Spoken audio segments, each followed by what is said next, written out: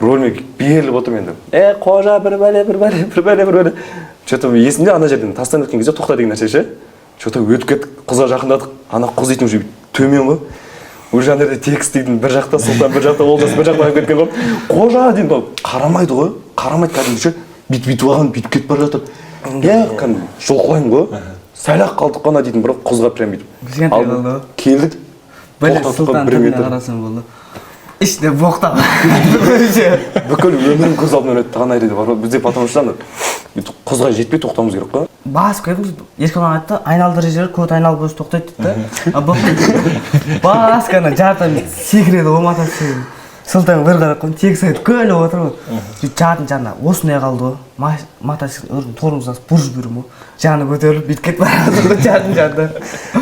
Бұл мотоцикл сахнасы бар ғой.